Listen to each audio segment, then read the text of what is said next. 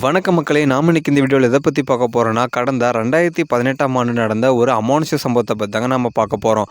அந்த அமானுஷ்ய சம்பவம் யாருக்கு நடந்துச்சுன்னு பார்த்தீங்கன்னா, நம்மளோட சப்ஸ்கிரைபரான மணி அப்படின்ற நண்பருக்கு 2018ஆம் ஆண்டு ஒரு தென்னந்தோப்பில் வந்து பார்த்திங்கன்னா இரவு காவலாளியாக வேலைக்கு சேர்றாருங்க.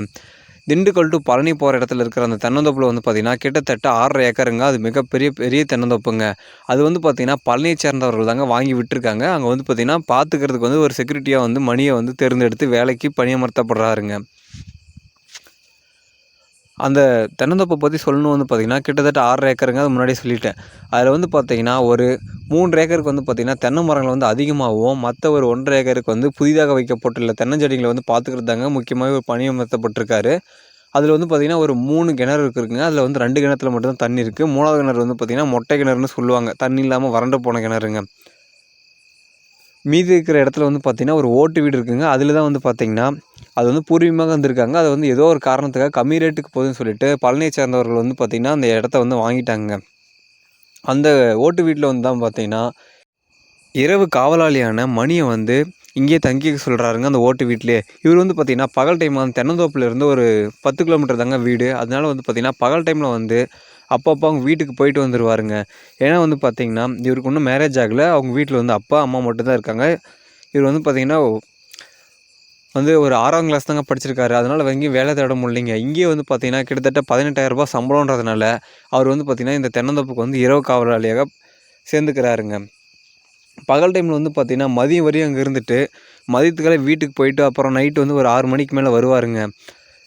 வந்துட்டு வந்து பார்த்திங்கன்னா பஸ்ஸில் தாங்க, பஸ்லேயே போய்ட்டு பஸ்லேயே வந்துடுவார். அந்த தென்னந்தோப்பு பக்கமே ஸ்டாப்பிங் இருக்கிறதுனால இறங்கிட்டு உள்ளே போயிட்டு வந்து பார்த்திங்கன்னா எடுத்துகிட்டு வந்து சாப்பாடை சாப்பிட்டு நைட் டைமில் வந்து பார்த்திங்கன்னா உள்ளே வந்து யாரும் தேங்காய் திருடிட்டு போகக்கூடாதுன்னு சொல்லிட்டு பார்த்துப்பாருங்க. பகல் டைமில் வந்து பார்த்திங்கன்னா ஒரு சில டைம் வந்து அந்த இடத்துக்கு வந்து அங்கே கரண்ட்டு மோட்டர் கிடையாதுங்க. ஏதோ ஒரு காரணத்தில் வந்து அங்கே ஒன்றும் கரண்ட்டு வாங்க கிடையாது தோப்புக்கு. அதனால என்ன பண்ணுறாங்கன்னா இந்த ஆயில் மோட்ரு தெரியுங்க, இந்த மண்ணெண்ணெய் ஊற்றி ஸ்டார்ட் பண்ணுவாங்க. அந்த ஆயில் மோட்டரை வச்சு தாங்க ஸ்டார்ட் பண்ணி தண்ணீர் இறைக்கணுங்க. அப்படி வந்து பார்த்திங்கன்னா பகல் டைம் வந்து இவர் இறைக்கலைங்க. பகல் டைம் வந்து வீட்டுக்கு போயிட்டார்ல. நான் வந்து பார்த்திங்கன்னா சனிக்கிழமை வெடிஞ்சால் சனிக்கிழமைங்க. அந்த சனி ஞாயிறில் வந்து பார்த்திங்கன்னா ஃபேமிலியோடு நாங்கள் இங்கே வரோம். இடையில் வந்து 2 நாள் எப்போ வேணால் வந்து பார்ப்போம்னு சொல்லிட்டு ஓனர் வந்து மணிக்கு ஃபோன் பண்ணி சொல்கிறாருங்க.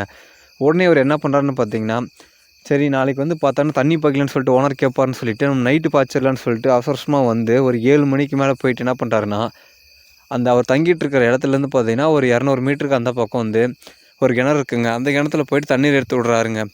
அந்த கிணத்துல வந்து பார்த்திங்கன்னா ஒரு 2 ஆள் உயர தண்ணி தாங்க இருக்குது அந்த கிணத்துல. அது ஃபுல்லாக வடிஞ்ச உடனே பார்த்திங்கன்னா இவர் என்ன பண்ணுறாருன்னா ஆஃப் பண்ணிவிட்டு இன்னொரு கிணத்துல இருக்கிற பைப் கனெக்ஷனில் போய் பைப்பை கனெக்ட் பண்ணிவிட்டு அந்த சுருட்டு ஹோஸ் சொல்லுவாங்களே அதை கனெக்ட் பண்ணி அங்கே இருக்கிற மோட்டரை ஸ்டார்ட் பண்ணி விட்டுறாருங்க. ஸ்டார்ட் பண்ணி விட்டுட்டு வந்து பார்த்திங்கன்னா அவர் இங்கே அந்த ஓட்டு வீட்டுக்கு வந்துட்டு சாப்பிட்டு மறுபடியும் போகிறாருங்க ஒரு 1/2 அன் ஹவர் கழிச்சு. அது வரையும் பார்த்திங்கன்னா அந்த ஆயில் மோட்டர் வந்து ஓடிக்கிட்டே இருக்குங்க. ஏன் அவர் மோட்டரை போட்டு வீட்டுக்கு போயிட்டாருன்னு வந்து பார்த்திங்கன்னா அது வந்து வச்சுக்கோங்களேன் பிளைன் சர்ஃபேஸுங்க. அது காவாலாம் பிடிச்சி விட்டு கிடையாது. அது நார்மலாகவே போயிட்டுருக்குங்க. அது வந்து ஃபுல்லாகவே அந்த நிலம் ரப்புற வரையுமே தண்ணி விடுவாருங்க. அப்படி விட்டதுனால தான் இவர் பாட்டுக்கு என்ன பண்ணிட்டாருன்னா ஆன் பண்ணி விட்டு வீட்டுக்கு போயிட்டாருங்க. ரிட்டன் வந்து பார்த்திங்கன்னா வராருங்க ஒரு 8:45 சம்திங் வந்துட்டு அந்த கிணத்தான வந்து போகிறாருங்க. அப்போ என்ன பண்ணுறாருன்னு பார்த்திங்கன்னா அந்த கிணத்தானிருந்து பக்கமே தானே அங்கேருந்து ஒரு 50 மீட்டர் தொலைவுலேயே அந்த மொட்டை கிணறுன்னு சொன்னாங்கல்ல அந்த இடத்துல வந்து பார்த்திங்கன்னா ஒரு கொய்யா மரம் இருக்குங்க. ஒரு கொய்யா மரம்னா ஒரு பெரிய கொய்யா மரம் பக்கம் வந்து பார்த்திங்கன்னா ஒரு பாலடைஞ்ச மாதிரி ஒரு கல் வந்து குவியல் போட்டிருக்கு. அந்த குவியல் மேலே வந்து பார்த்திங்கன்னா யாரோ உக்காந்துட்டு இருக்க மாதிரியே தெரியுதுங்க இவருக்கு தூரத்துலேருந்து பார்க்குறதுக்கு. உடனே இவர் என்ன நினச்சிக்கிறாருன்னா யாரோ திருடுறதுக்காக வந்துட்டாங்க போல் தென்னை மரத்தை வந்து அப்படின்னு சொல்லிட்டு தென்னை மரத்தில் இருக்கிற தேங்காய் இளநீ வந்து திருடு போயிருக்குங்க. அதனால தான் இவருக்கு செக்யூரிட்டியாக போட்டிருக்காங்க. அதனால இவர் என்ன பண்ணுறாருன்னா இதுவே நாளைக்கு வேறு ஓனர் வர டைம் ஆச்சு, இவன் பாட்டுக்கு வந்து இங்கே திருடுறாங்களே அப்படின்னு சொல்லிட்டு வேகமாக ஓடுறாருங்க. மொபைல் டார்ச் எடுத்துகிட்டு ஓடி இருக்காருங்க அந்த கற்குவியலை நோக்கி. அங்கே போய் பார்த்தோன்னு வச்சுக்கோங்க அந்த உருவம் காணலைங்க. அடுத்து வந்து பார்த்திங்கன்னா அங்கே சுற்றி முற்றியும் பார்த்துட்டு ஏதாச்சும் மரத்து மேலே யாருனா இருக்காங்கன்னு சொல்லிட்டு பார்க்கும்போது மரத்தில் வந்து பார்த்திங்கன்னா ஒரு கரிய உருவம் தென்பட்டுருக்குங்க. இவருக்கு பார்த்தோன்னே பயங்கர ஷாக்குங்க. யாரா இது இந்நேரத்துக்கு மரத்தில் ஏறி இருக்குன்னு சொல்லிட்டு உடனே அந்த மொபைல் வச்சு அந்தளவுக்கு பவர் இல்லைங்க. இருந்தாலும் மேலே ஏதோ ஒரு உருவம் இருக்கிற மாதிரி தெரியுது. இருந்தாலும் இவர் என்ன பண்ணுறாங்களா பயம் வந்தாலையும் கொஞ்சம் இருந்துட்டு அவரே கொஞ்சம் ஆஸ்வாசப்படுத்திக்கிட்டு பழனி முருகா நீ தான் காப்பாற்றணும் அப்படின்னு மனசுக்குள்ளே நினச்சிக்கிட்டே கொஞ்சம் அப்படியே பின்னாடி போய் பார்க்குறாருங்க சுற்றி மரத்தை. அதுக்கப்புறம் வந்து பார்த்திங்கன்னா அந்த உருவம் வந்து பார்த்திங்கன்னா அப்படியே கப்புன்னு உட்காந்துறதுனால சடனாக வந்து பார்த்திங்கன்னா திரும்புகிறாருங்க. திரும்பின உடனே மேலேருந்து ஒரு தேங்காய் வந்து பொத்தும் கீழே விழுதுங்க தண்ணி பாஞ்சிருக்கிற இடத்துல. அந்த சேர் வந்து பார்த்திங்கன்னா அந்த இவர் மேலே பொச்சுன்னு அடிக்கும் போது இன்னும் பயம் அதிகமாகிடுச்சுங்க. உடனே இவர் என்ன பண்ணுறாருன்னு பார்த்தீங்கன்னா, அங்கேருந்து திரும்பி பக்கம் வேகமாக ஓடி போயிட்டு, அந்த ஆயில் மோட்டரை வந்து ஆஃப் பண்ணிவிட்டு வேகமாக ஓடி போயிட்டு அந்த வீட்டுக்குள்ளே போய் நுழைஞ்சிக்கிறாருங்க. நுழைஞ்சிக்கிட்டு அந்த வீட்டில் வந்து பார்த்திங்கன்னா ஒரு மர ஜன்னல் இருக்குங்க. அதை திறந்து பார்க்குறாரு. அதே மாதிரி அதே உருவம் வந்து பார்த்திங்கன்னா அந்த கிணத்துல இப்போ 2வது மோட்டர் ஆஃப் பண்ணார் பார்த்தீங்களா, அந்த இடத்துல வந்து பார்த்திங்கன்னா ஒரு மரத்துக்கு பின்னாடி வந்து ஒரு உருவம் தெரியுதுங்க. அவர் பயத்தோடையே வந்து பார்த்திங்கன்னா உட்காந்துட்டே இருக்காருங்க. வெளியவே போகல, கதவை லாக் பண்ணிவிட்டு. அவருக்கு வந்து பார்த்திங்கன்னா ரொம்பவே இதெல்லாம் படப்படன்னு அடிச்சுக்க ஆரம்பிச்சிச்சுங்க. அவர் என்ன அது இல்லாமல் என்ன சாப்பாடு எடுத்து வந்தாருன்னு பார்த்தீங்கன்னா, வீட்டிலேருந்து கருவாட்டு குழம்பு எடுத்து வந்திருக்காங்க அவங்க வீட்டிலேருந்து. உடனே வந்து பார்த்தீங்கன்னா, ஒருவேளை நம்ம அந்த கருவாடு குழம்பு எடுத்துகிட்டு வந்ததுனால தான் நம்மளை ஃபாலோ பண்ணி ஏதாச்சும் வந்திருக்குமோ அப்படின்னு சொல்லிட்டு அவருக்குள்ளேயே பல கேள்விகள் இருக்குங்க. இப்போ வந்து கதவை திறந்து வெளியும் போக முடியாது, ரோட்டுக்கும் ஓட முடியாதுங்க. அந்த வீட்டிலேருந்து பார்த்தீங்கன்னா சென்ட்ராப்ல ஒரு 1/2 கிலோமீட்டருக்கு வந்து பார்த்தீங்கன்னா பெரிய தோட்டமாகவே இருக்குது. அதுக்குள்ளே வந்து ஓடவும் முடியாது. அதனால் என்ன பண்ணுறீங்களா, அந்த ஜன்னலை வந்து அப்பப்போ திறக்கிறாருங்க, க்ளோஸ் பண்ணுறாரு, மறுபடியும் திறக்கிறாருங்க. அந்த வீட்டுக்கு அது இல்லாமல் பவர் சப்ளையே கிடையாதுங்க. அப்படி லைட்டாக ஒரு டைம் திறந்து பார்க்கும்போது வந்து பார்த்திங்கன்னா, அந்த உருவம் வந்து பார்த்திங்கன்னா அந்த கதவு முன்னாடியே வந்து நிற்கிற மாதிரியே அவருக்கு தெரியுதுங்க. கதவு முன்னாடினா அந்த கதவுக்கு நேராக கொஞ்சம் ஜன்னலை திறந்த உடனே தெரியும் பார்த்திங்களா, அந்த டிஸ்டன்ஸ்லேயே அந்த உருவம் வந்து நிற்கிதுங்க.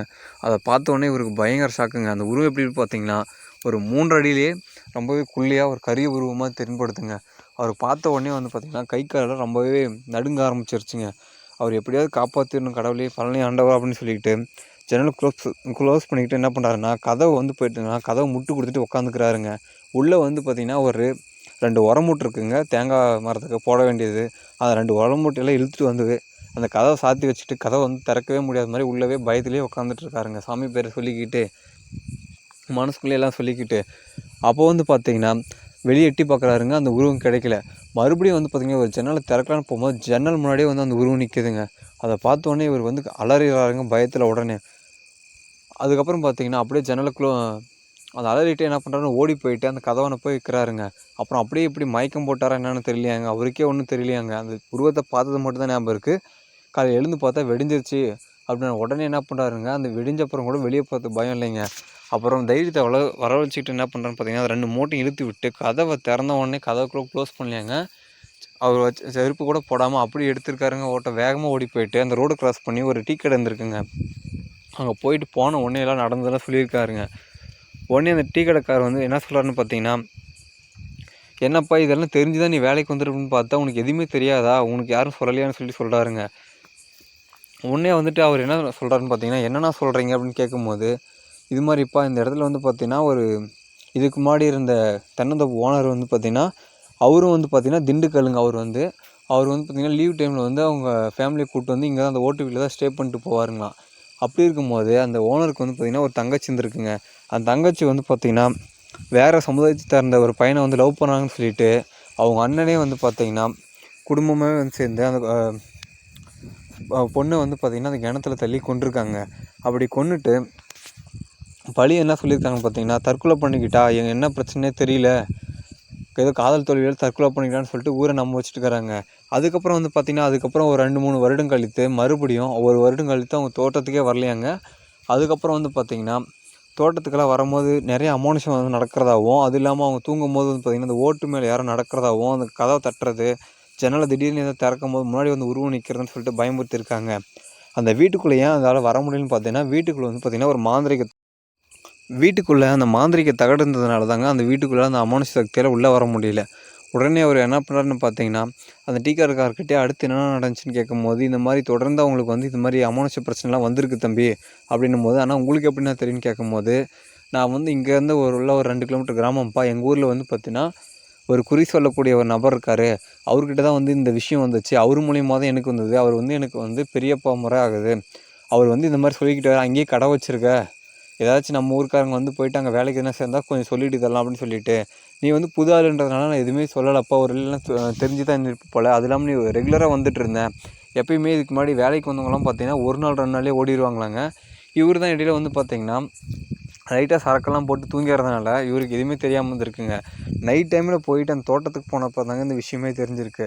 அதனால தான் இந்த சம்பவம் நடந்ததுக்கப்புறம் தான் அந்த கிணத்துல வந்து பார்த்தீங்கன்னா அமானுஷ அழுகுரல்லாம் கேட்குறதுனால என்ன பண்ணியிருக்காங்கன்னா அவங்க அண்ணன் அந்த கிணத்த வந்து பார்த்தீங்கன்னா மண் போட்டு மூடி, பாறையெல்லாம் போட்டு மூடி அதை மொட்டை கிணறா மாற்றிருக்கிறாங்க.